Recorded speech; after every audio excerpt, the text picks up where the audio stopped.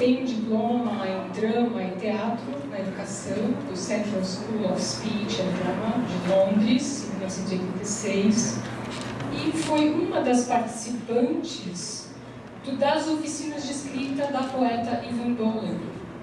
É uma honra tê-la conosco, porque sabemos que a importância também de Evan Dolan na poesia irlandesa. Muito difícil falar da Catherine, porque ela tem vários prêmios, e eu vou só falar de alguns deles, como o Lawrence O'Shaughnessy Award for Irish Poetry, de 2014. Ela foi finalista do Irish Times Poetry Now Prize, e tem 5 livros, um saindo o ano que vem, mas ela nos deu a honra de nos permitir lê-lo brevemente, incluir poemas dessa sexta antologia que sairá em 2025, nesta seleção que fizemos. Então, o Emblemas é uma seleção de 6 dos 6 livros da Catherine. Ela foi também poeta residente na Austrália, em Paris, em Londres, e tenho certeza que a partilha hoje vai nos trazer muitos insights sobre escrita e sobre a escrita irlandesa contemporânea. Então, sem mais delongas, eu peço licença para voltar à língua inglesa e perguntar a Catherine. As we read your poetry, we see that you have both universal and very particular themes, making of your writing a very unique one. And I'd like to start by asking you about the challenges of having a family life, making a home, and writing. How do these processes of raising children connect with writing and the natural world, which is something we read in poems such as Humpback? Thank you, Gisele. Can everybody hear me at the back? Yes. Writing came to me at the same time as my family. It was a coincidence, and it might have seemed at the time that it wasn't the easiest thing. I had worked in education for 8 years, and I went to London and studied in drama and loved it, loved my job in Waterford at the Institute, and was encouraged to go by my external exam. And I go to London and I'm studying drama and I'm very interested in it. But what I find that I fall in love with is writing. And I had up until then had a very busy external life. And I realized that writing connected me to myself in a way that it's quite hard to explain. But it was suddenly something I realized that I couldn't walk away from. So I had this incredible dilemma of a job that I really liked and had planned to go back to. And Justin and I were also embarking on having a family. And I had several pregnancies failed, and it was really devastating not to be able to carry Justin's child. And I guess writing came to me in a time of grief as well. So it seemed that every time something painful and difficult happened, poetry suddenly gave me back something. And I found a way of distancing what was maybe painful and difficult at the time by finding things beyond myself in the external world that I could write about, which also happened in some way to reflect something of an inner life. I over the years since the first collection, I had the good luck to be chosen for a Sense of Place award, along with a poet, Susan Connolly, who's from Drogheda, and the prize was presented to us by Michael Longley, and that was in 1991, so it's the first publication with Poetry Ireland. And this is quite a long answer to your question, Gisele, but because it seemed like it was a difficult time to come into poetry as well, because the numbers of women being published in 1987, 88, 1990, it might have been 1 to 7. If you look at the lists of publishers and you look at who's publishing who, and so it wasn't the easiest time. But amazingly, it also became a time of incredible energy and a time when a huge amount of initiative was taken. I think Poetry Ireland was instrumental in that, so this was one example of it. And my first collection, This Hour of the Tide, was published then in 1994, and that was published by Salmon Press in County Clare, and it was followed by a collection called The Blue Globe, which was published by Blackstaff Press in Northern Ireland, and then they also published Suntrap, and in between I published with them a novel called One Room and Everywhere, and if I started to talk about that, we'd be here until morning, so I won't do that. And then the next two collections that were published, The Invisible Threshold with Deadless Press in 2012, and this one in 2019. And there is another one kind of ready, which hopefully will appear with Deadless Press in 2026. So that's it. Just gives you an overview. But to come back to your question on the poem, I had the good fortune to be to go on holidays with the family, and my son was about 13 at the time, and my daughter was maybe about 9 or 10, and he liked music, and he'd been playing the drums, and he was also very interested if he saw a record collection, just trying it out and playing. And she would go to the library, and always when she came home from the library, it would be a book on facts. So it was dogs, dolphins, horses, sea life, etc. I was really struck by this because in the holiday we went to the St. Lawrence River, and a marine biologist took us out 3 or 4 times in over 3 or 4 days, and we went in a canoe with him, and he explained a lot about the place and the ecology of the place. And in that time, I think over the 3 or 4 days we were there, we were very lucky just to see one humpback whale that appeared not too far away. But this poem really started because I read a piece of news, and I can't remember whether it was from the New York Times or where it was, that the St. Lawrence River was suddenly being almost inundated with large whales in the last few years, and that is because the rise in the temperature of the water. And when we were there in 2001, the temperature of the water was 4 degrees. So it was a rare enough experience, and change has happened. So this is Humpback.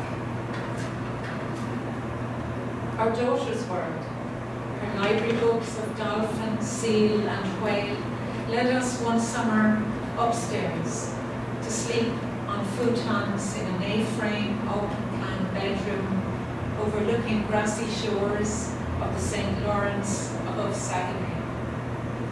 In our ears, McCartney singing Let It Be, and Dylan, The Times They Are A-Changing. Our son played from a pink vinyl LP, harmonica echoing through the house. The water spread grey and sheer, like an inland sea to another country. We took to the waves in long yellow canoes, precipitous as stilettos on ice that bore us high on nearer clouds, like gliding on the path of a god, towards the faraway mouth of the estuary.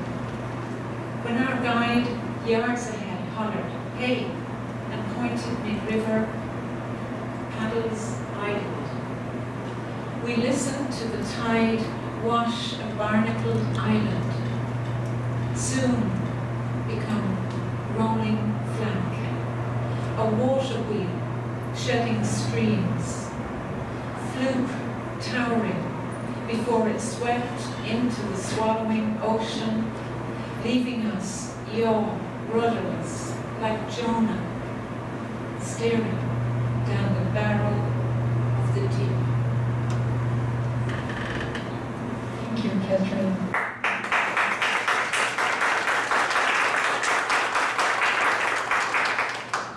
A baleia de parte, para leite e teve. O mundo da nossa filha, os seus livros enciclopédicos sobre golfinhos, focas e baleias, nos levou a dormir lá em cima, em futons no verão, em quarto em forma de ar com vista para a margem do Grande São Lourenço, acima do cérebro. Em nossos ouvidos, Paul McCartney cantando Let It Be e Dylan, The Times They Are Changing, que o nosso filho tocava de um LP rosa de vinil, a harmônica ecoando pela casa. A água se espalhava cinza e pura, como um mar interior, até outro país. Nós partimos pelas ondas, em canoas amarelas compridas, escarpadas como estiletes no gelo, que nos levaram alto em nuvens espelhadas, como se deslizássemos da palma de um deus, navegando pelo norte e pelo leste, numa distante boca do estuário. Quando o nosso guia, jardas adiante, gritou "Ei!" e apontou ao meio do rio, os remos pararam. Ouvimos a maré romper na ilha coberta de cracas e logo se tornar uma onda a rolar. Uma roda d'água derramando riachos, a cauda erguida, antes que fosse engolida pelo oceano devorador, deixando-nos desorientados como Jonas encarando o fundo do abismo. Catherine, I'd like to ask you now,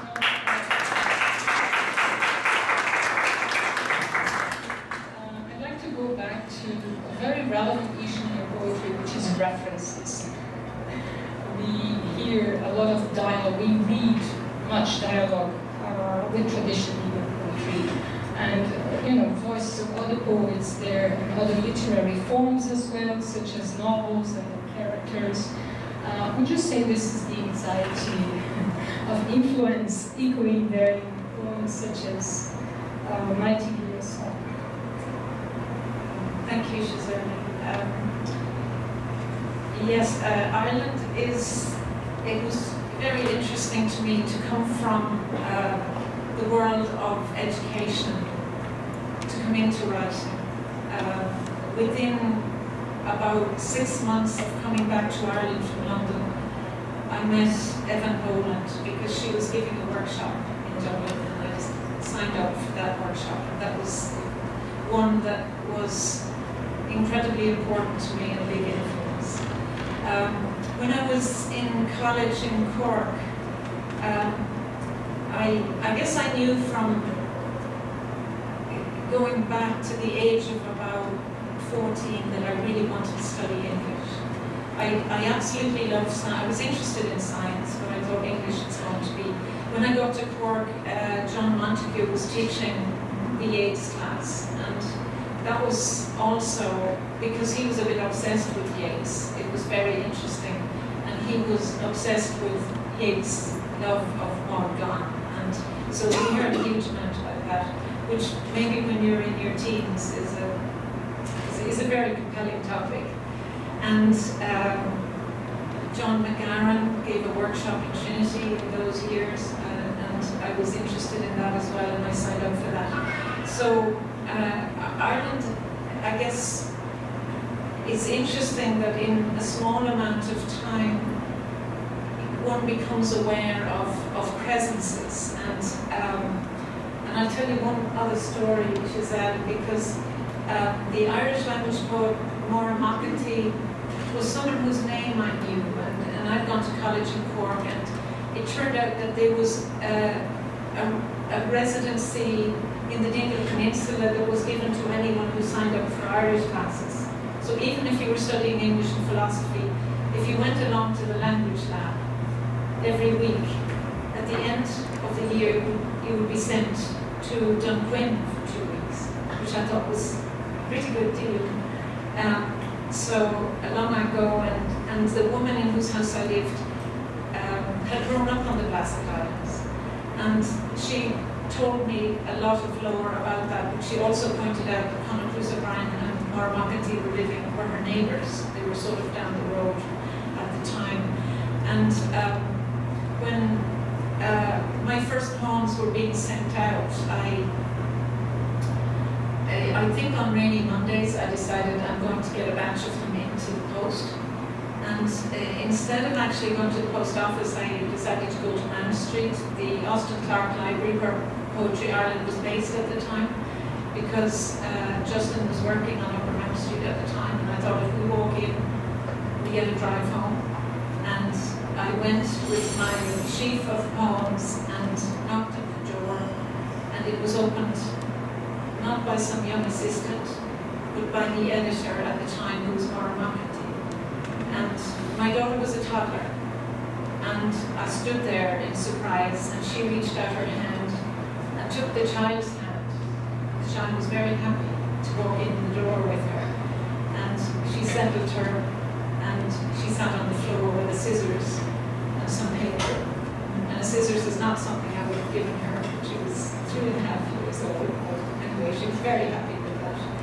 And so it was very interesting to meet people who were already established in poetry and who were presences and who were supportive, and then for your poems to be accepted by them. It was a bit of a nod. When I come back to your question, the references in the next poem, Nightingale's Song, I loved books in boarding school, and I think it was books were about the one way to have a private life in boarding school. And so I read everything, and many of my peers did as well, and beyond the course. So we were reading D.H. Lawrence and Edna O'Brien, and books like Girls in Their Merry Bliss, and things that the nuns certainly did not approve of. So there's a reference also at the very beginning of this poem to Nellie Dean, who many of you will know is the housekeeper in Wuthering Heights, and the love story of Catherine and Heathcliff was kind of one that was very much in my brain when I was a teenager. So this poem is really reflecting on mothers and daughters as well. How we remember one and then suddenly see ourselves in her. Nightingale's Song. Mother kept house like Nellie Dean, lit open fires, prepared warm meals, proffered tea, tiptoed from the table stacked with books for the week, unable to speak the language I read, or sacrifice on her sleeve. Don't let me disturb you. Respect tinged with ambiguity, I never got the chance. And anyway, life was already full of drama and mystery. Thanks ever so much. Yet, it was that curiosity she nursed in me, not knowing where it would lead. Eager to bestow the universe, denied her at 13, not expecting the Nightingale Song in keys, but the ethereal fastness of some word hoard became a starlit firmament inside me. Now I bustle around, bring fresh coffee while my daughter studies, and when she is altered by chemistry beyond me, she becomes herself and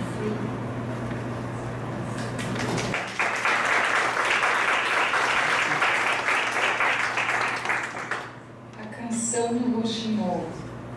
A mãe cuidava da casa como Melody. Acendia lareiras, preparava refeições quentes, oferecia chá, andava na ponta dos pés ao sair da mesa, repleta de livros para a semana, incapaz de falar na língua que eu lia. Vestia o sacrifício na manga. Não me deixe te atrapalhar. Respeito tingido de ambiguidade. Nunca tive a oportunidade. De todo modo, a vida já estava cheia de drama e mistério. Muito obrigada mesmo. Ainda assim, foi essa curiosidade que ela cultivou em mim, sem saber aonde isso levaria, desejosa em conceber o universo que lhe fora negado. Aos 13 anos, sem esperar o canto do roxinol em Yeats. Como se a firmeza etérea de algum tesouro de palavras se tornasse um firmamento estrelado dentro de mim. Agora eu me apresso, preparo café fresco enquanto a minha filha estuda. E quando ela está alterada pela química que me escapa, ela se torna ela mesma e livre.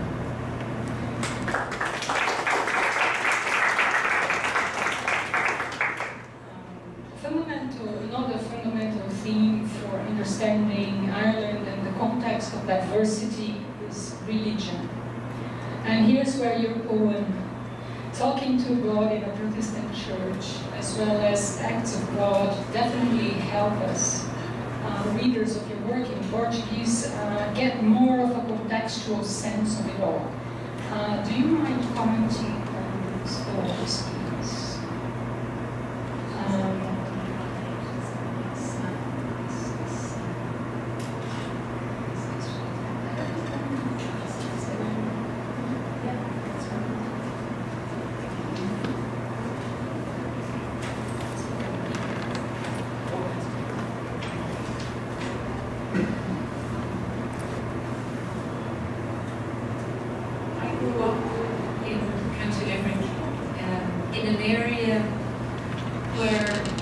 Settled by both Protestants and Catholics, and as many of you know who we study history, in Ireland, traditionally Protestants were the ascendancy class from the 17th century onward. But it was interesting to me that in the place that I grew up, there was one very big estate which was run by a man called Lord Harrington.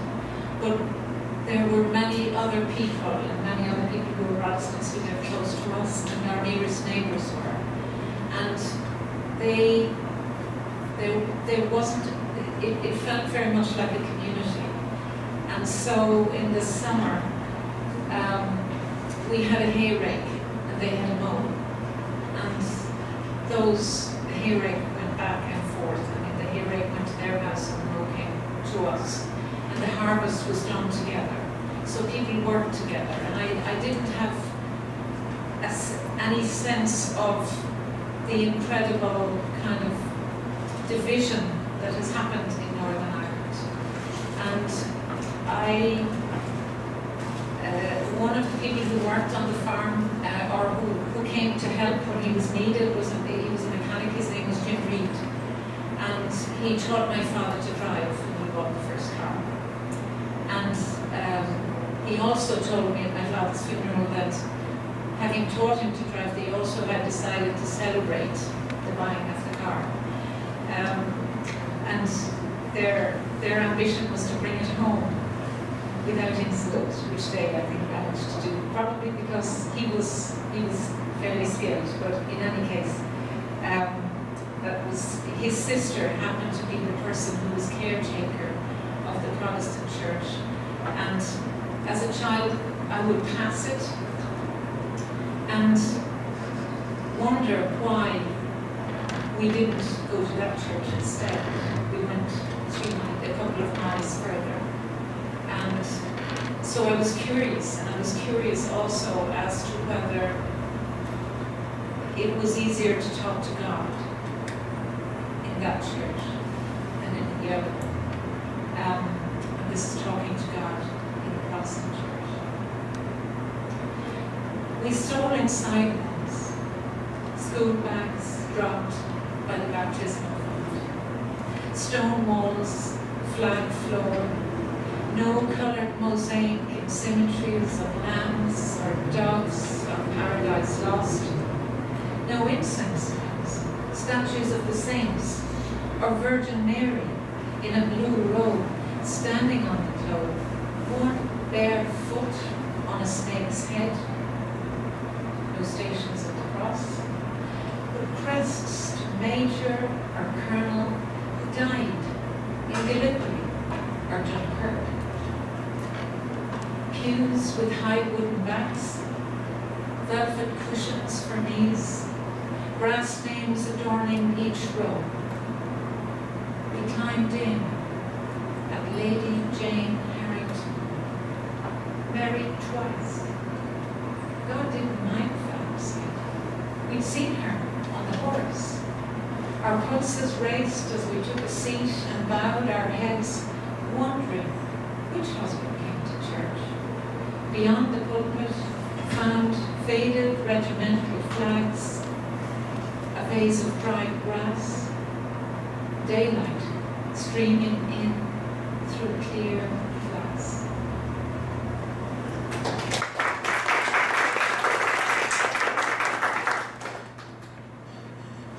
Conversando com Deus numa igreja protestante.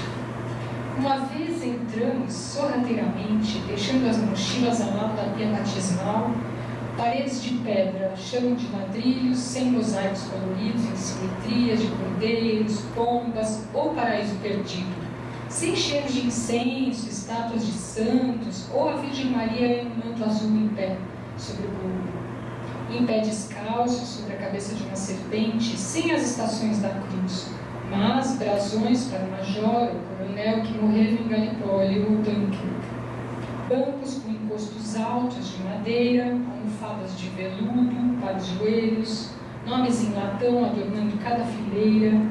Entramos pela Lady Jane Harrington, casada 2 vezes. Deus não se importara, disse o padre. Nós a vimos no cavalo, nossos pulsos aceleraram conforme nos sentamos e abaixamos a cabeça, perguntando-nos: o marido viria à igreja? Além do púlpito havia bandeiras regimentais desbotadas, um vaso de capim seco, a luz do dia entrando pelo vidro transparente.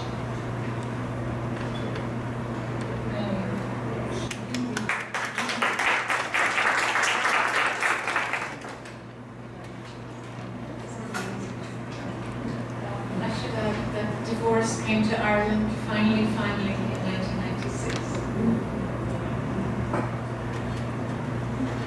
And the next poem I'm going to read is Acts of God. And this poem really reflects on the natural world, on the power of the natural world.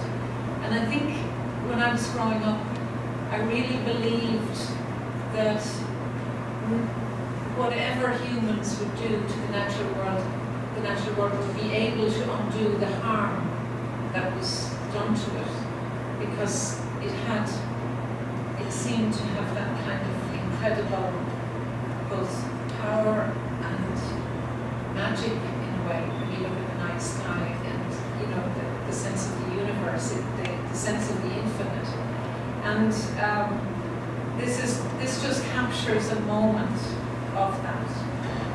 Acts of God. When thunder crashed on the roof like heavy furniture, I felt the way lined downstairs in the dark. Found everyone round the kitchen table, counting seconds. Lightning lit the tap, cracked the floor like whip, made me jump out of my skin. The unconcerned outline of my father's shoulders, my mother, somewhere searching for matches, the pitch of my sister's voices, the baby upstairs sleeping, small things that hold us. Then, in the hush, a downpour.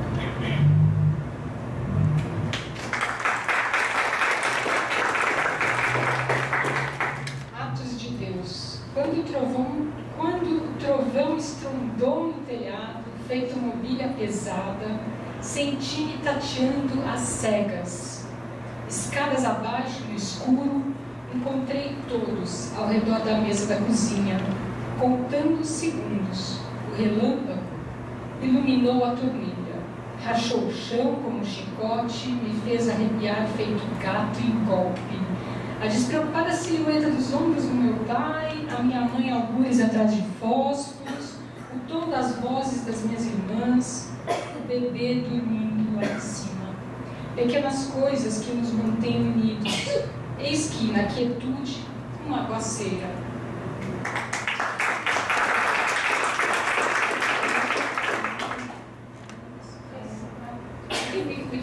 Yeah, we can wrap up with emblems, but I have to say I love barley sugar. Instead, or I think we are all curious about Emblemas, which gives title to the book, and maybe you can tell us about the poem before we read it. And I think we're going to finish with emblems. And before I do, I just want to say how very honoured I am to be here, to have this incredible, beautiful book that Laura and the W. Yeats Department of Irish Studies have produced, and just very beautifully illustrated. There are some very beautiful designs in here as well, and Gisele, it was just an incredible gift to have these translations. And as a child, I was very interested in the Tower of Babel. And I think I decided when I was about 11 or 12 that I would like to speak 7 languages. I don't know why 7 is the number, but when it came about, Brazilian Portuguese, my poems are going to be in Brazilian Portuguese, I thought. It was just such an incredible honour and gift.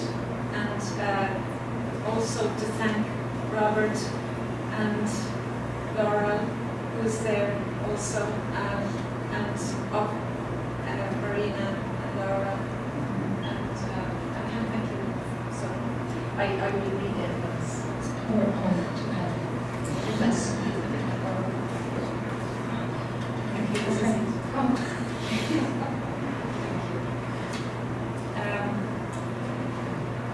The poem Parte came about through for 3 different reasons. I got in my Daughters of the House book. I went to Paris, got terribly interested in Irish painters, went back home, started to read an awful lot about the world I left. So I was back in the 1860s and the 1880s for a good while, and finally got to the 1920s. And that period is very interesting to me in history. And Michael Davitt was a figure that kept on cropping up. And I was in Mayo at the Davitt Museum a couple of years ago, and I read there's a lot of interesting memorabilia. And if you go to Ireland, you have to go to the west. You have to go down to County Galway to the Yeats Tower, and I would recommend Mayo as well. And I also recommend Kerry, but anyway, we'll talk about the travel log. And the other article that I came across, which was of interest at the time, was an article in the New York Times to do with the Irish Hunger Memorial. And it told the story of the Slack family who had 5 or 6 generations had lived in County Mayo, and the family had emigrated to America, and they had done very well over there. And when this notion of a hunger memorial was suggested, they donated their cottage. And I was listening to a painter one day, and he was talking about painting an Irish cottage. And And he said, I'm just not floating. And it gave me this image of the Irish cottage crossing the Atlantic like that. And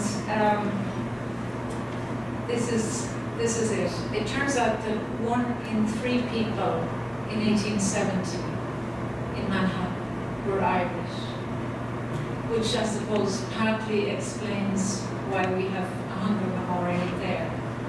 And the poem begins with a quote from W. Yeats, because the mountain grass cannot but keep the form where the mountain hair is laid. And that's remembering. When he was talking about acrylic wash on board, how he would float the iconic Irish cottage, subvert, make ephemeral, shaved thatch, whitewashed walls, a basket of turf at the red door. The clean stone of a famine ruin came to mind, overlooking East River and the Hudson, flown from Maine. Once a family home, as though foundations of the bog could be shed along with shadows of a couple dying of starvation. And it took to the air in early morning rain, while small birds chirped away, flitted around the gable, ushered it safely over ocean, when finally it landed in Manhattan and remembered itself on a hillside of wild boars and foxglove, hungry at the edge of water.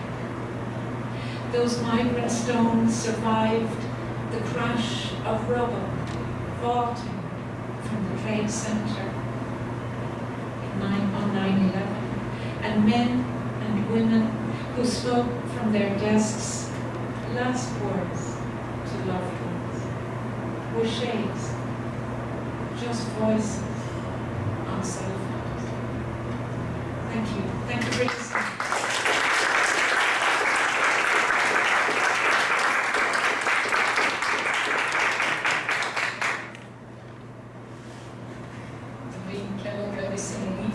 Todos os que se envolveram nesse projeto, principalmente o professor Eiléan, presidente da Cátedra, que me permite desenvolver pesquisa sobre poesia irlandesa e também os programas de poesia melodia que me levaram a Catherine. Aliás, antes, né, Catherine? Muito antes disso, mas relativamente durante o programa que fizemos em março desse ano, quando surgiu a ideia das traduções numa coletânea. E eu quero agradecer muito à Universidade de São Paulo, que abriga esse evento, da Cátedra W, novamente ao Nosso Senhor Robert Patrick, a todos os presentes e aos que irão nos assistir. E, finalmente, então, Emblemas, porque a grama da montanha pode apenas manter a forma onde a leve da montanha se deitou, do poema Memória, de língua Yeats. Enquanto ele falava sobre a tinta acrílica na placa, como ele faria flutuar o icônico chalé irlandês, subverteria tudo, tornaria efêmera a palha raspada, as paredes caiadas de branco e o cesto de tufa na porta vermelha, a pedra limpa de uma ruína da fome veio à mente, com vista para o East River e o Hudson. Transplantada de maio, antes uma casa de família, como se as fundações do pântano pudessem ser deixadas para trás, junto com as sombras de um casal morrendo de inanição.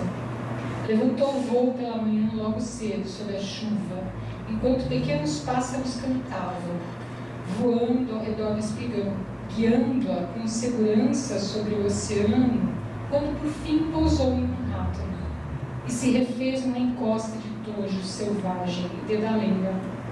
A fome à beira d'água. Aquelas pedras migrantes sobreviveram ao colapso dos escombros, arremessados do Trade Center em 11 de setembro. E homens e mulheres que falavam de suas mesas, as últimas palavras, para os seus entes queridos, tornavam-se sombras, vozes apenas, e celulares.